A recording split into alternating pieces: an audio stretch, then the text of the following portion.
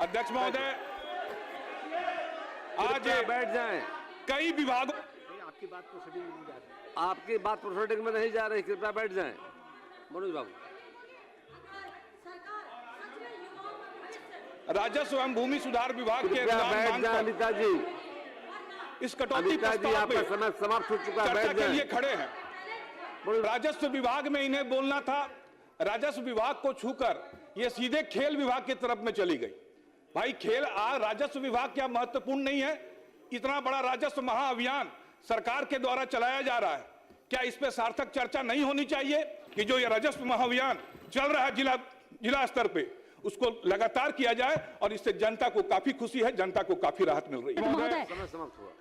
मैं धन्यवाद देता हूं आपका, सदन का और अपने पार्टी के नेताओं का और विशेषकर अरवल की जनता का कि आज के वाद विवाद में मुझे पार्टी की तरफ से बोलने का मौका मिला। अध्यक्ष महोदय, आज बैठ जाएं। कई विभागों आपकी बात प्रोसीडिंग में नहीं जा रही। आपकी बात प्रोसीडिंग में नहीं जा रही, कृपया बैठ जाएं। मनोज बाबू, राजस्व एवं भूमि सुधार विभाग के कृपया अनुदान बैठ मांग जाएं। पर अनिता जी, इस कटौती अनिता जी, प्रस्ताव आपका पे समय समाप्त हो चुका है, चर्चा बैठ के लिए जाएं। खड़े हैं। मनोज बाबू, राहुल जी ने 10 रुपए का कटौती प्रस्ताव रखा और आदरणीय माननीय सदस्य अनीता जी शांति शांति बना अपना रखिए। समय समाप्त होने के बाद में भी लगातार बोल रही है। मैं इनकी व्यथा को समझ सकता हूं। राजस्व विभाग में इन्हें बोलना था, राजस्व विभाग को छूकर ये सीधे खेल विभाग की तरफ में चली गई। भाई खेल राजस्व विभाग क्या महत्वपूर्ण नहीं है? इतना बड़ा राजस्व महाअभियान सरकार के द्वारा चलाया जा रहा है, क्या इस पे सार्थक चर्चा नहीं होनी चाहिए? अरे खेल के विषय में तो मैं इतने बात दावे से कह सकता हूं कि मेरा युवा भारत अभियान जो भारत सरकार के द्वारा चलाया जा रहा है, प्रत्येक जिला में एक युवा खेल पदाधिकारी यूपीएससी के माध्यम से नियुक्त किया गया है। एक बजट है, केवल उन कार्यक्रमों की समीक्षा कीजिए, गांव गांव स्तर से खेल का प्रतिभा निकलेगा, मैं आपको यह विश्वास से कहता हूं। अब मैं महोदय राजस्व विभाग पे आता हूं। एक ऐसा विभाग जो सीधे जनता से जुड़ी हुई है, एक ऐसा विभाग जो मुगल काल से लेकर ईस्ट इंडिया कंपनी के समय से और स्वतंत्रता प्राप्ति के बाद जो हम नए नए सुधार लाए हैं, उस विभाग के बारे में आज हम चर्चा करने के लिए यहां खड़े। सर, राजस्व विभाग का भू कर संग्रह करना ही मुगल काल में एकमात्र लक्ष्य था। मुगल काल में उन्होंने एक परगना, मनसब और पटवारी वगैरह व्यवस्था करके भू राजस्व को वसूल करते थे एक निश्चित रैयतों से, लगान के माध्यम से। उसके बाद में ब्रिटिश राज आया। ब्रिटिश राज ने एक टैक्स कलेक्टर सिस्टम को यहां पे स्थापित किया और चूंकि ब्रिटिश राज का मुख्य उद्देश्य केवल किसानों से टैक्स कलेक्शन करना था, जो कि बहुत ही निर्दयी तरीके से की जाती थी, और जिसका परिणाम हुआ कि वो जब जमींदारी व्यवस्था लाए, वो रैयतदारी व्यवस्था लाए, वो महालदारी व्यवस्था लाए, तो जबरदस्ती और निर्दयी पूर्वक लगान टैक्स कलेक्शन के कारण में रैयतों को अपनी भूमि नीलाम करनी पड़ी। और इसी कारण इस बिहार की धरती पर स्वामी सहजानंद जी ने किसान आंदोलन चलाया और ये असमान जो रेवेन्यू कलेक्शन की प्रक्रिया थी, जो जमींदारी की प्रक्रिया थी, उसके खिलाफ में आवाज बुलंद किया और जिसका परिणाम हुआ कि बिहार में पहली बार जमींदारी उन्मूलन हुआ स्वतंत्रता प्राप्ति के बाद। इसलिए आज मैं सदन के माध्यम से उस किसान आंदोलन को सलाम करता हूं और जो पूरे देश को ये राह दिखाई जो कि अंग्रेजों ने हमें थोप के गए थे। अब मैं ये बात करता हूं सर, 1950 के बाद जब जमींदारी उन्मूलन हुआ तो हमने लैंड रेवेन्यू व्यवस्था को जन केंद्रित बनाने का प्रयास इस राज्य में किया गया और जिसका सबसे बड़ा उदाहरण 2018 में जो डिजिटलीकरण किया जा रहा है, कंप्यूटराइजेशन किया जा रहा है, इसके लिए मैं सरकार को धन्यवाद देता हूं। हाँ, मैं ये मानता हूं कि इस डिजिटल करने की प्रक्रिया में कई त्रुटियां हुई हैं, कई अशुद्धियां हुई हैं, लेकिन सरकार की मंशा बिल्कुल साफ है। सरकार ने उसको लगातार परिमार्जन के तरफ से, परिमार्जन प्लस के तरफ से उस सुधार प्रक्रिया में है। चूंकि ये डिजिटल अभी शैशव अवस्था में है, बाल्य अवस्था में है।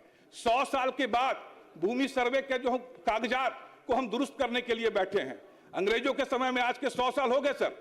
ये प्रक्रिया करने में अंग्रेजों को भी 10 साल लगी थी, पूरे कागजात को बनाने में, संग्रह करने में, और इन वर्षों में किसी सरकार ने इसकी सुध नहीं ली। अब ठीक है, हम डिजिटल किए हैं, उसमें अशुद्धियां आई हैं उसमें हम उसका निवारण भी कर रहे हैं। लेकिन क्या पहले की सरकार का यह दायित्व नहीं बनता था?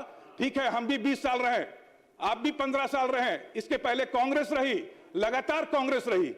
क्या उन वर्षों में अभिलेखाकार में आज आप देखेंगे अंचल के अभिलेख, चाहे वो जिला का अभिलेखगार हो, कोई भी जो पुराने दस्तावेज हैं सही सलामत नहीं है, या तो नष्ट हो गए हैं, या तो विलुप्त हो गए हैं, या तो खो गए हैं।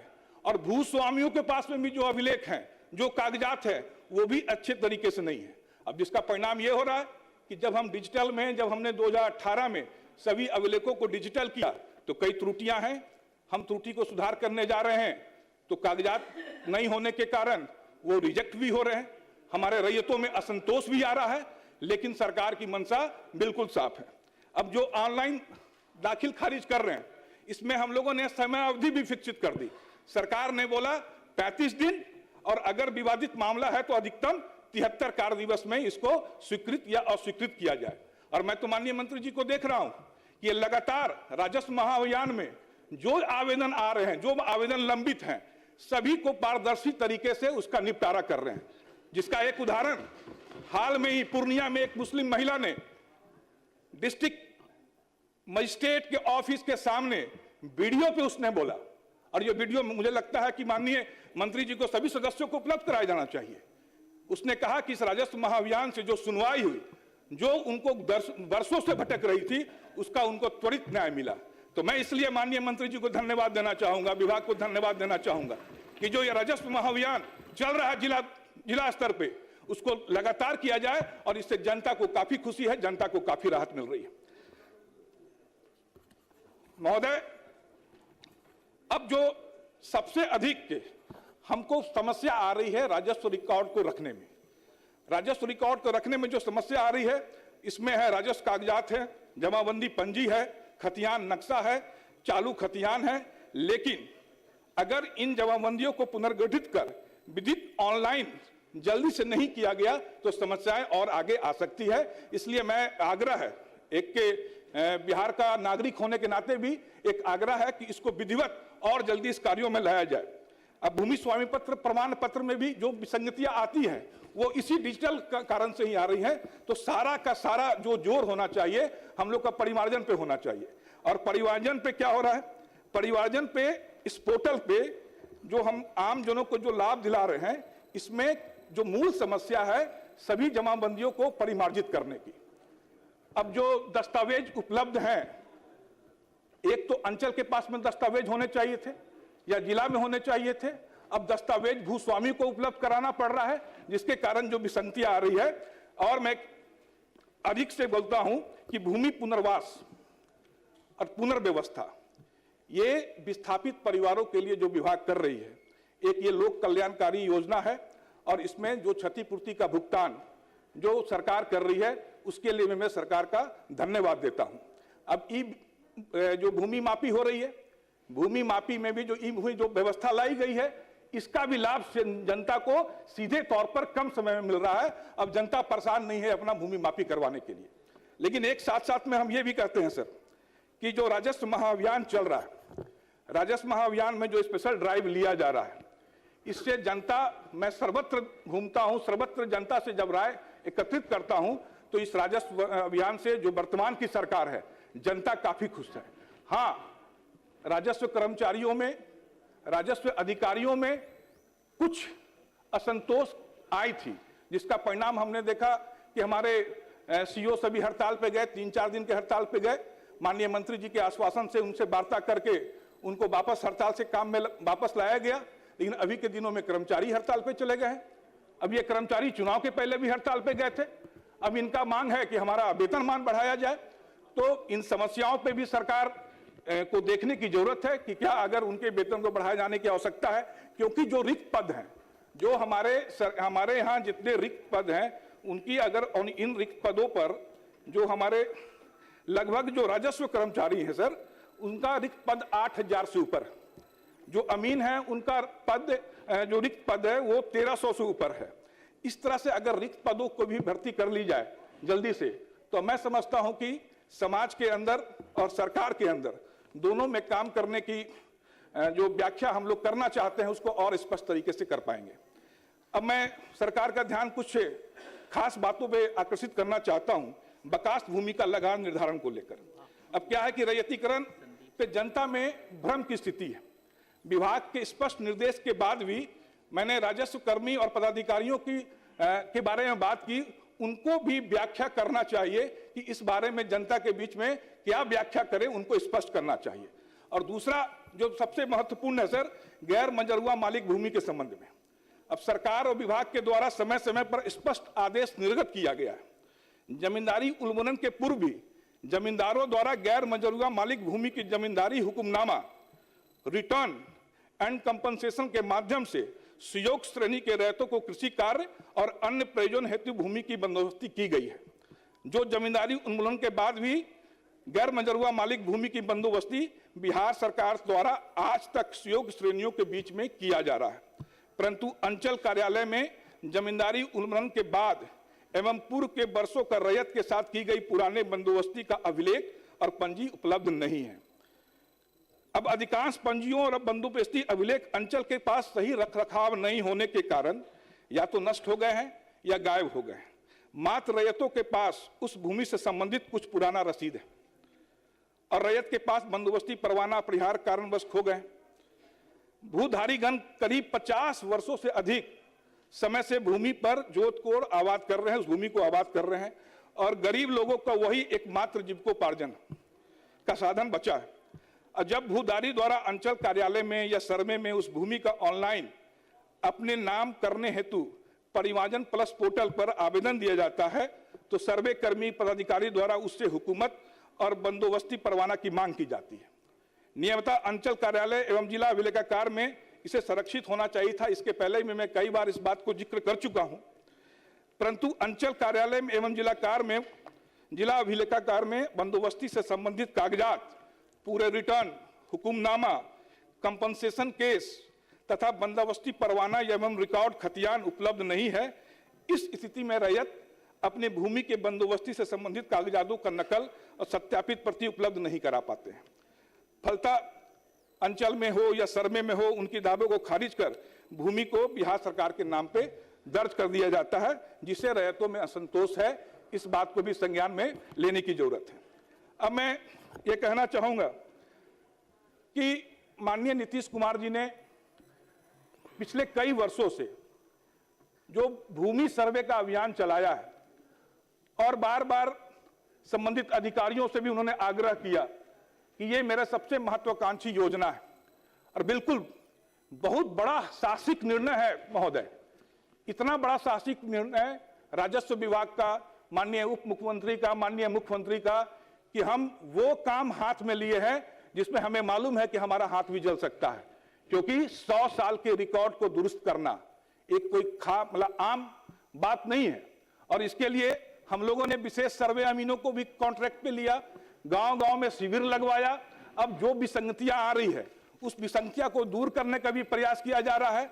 आज के दिन में जनता में भ्रम की स्थिति नहीं है, क्योंकि चुनाव पूर्व ये कार्य की शुरुआत की गई थी और लोगों ने एक भ्रम फैलाया था कि इससे जनता में काफी असंतोष व्याप्त हो रहा है।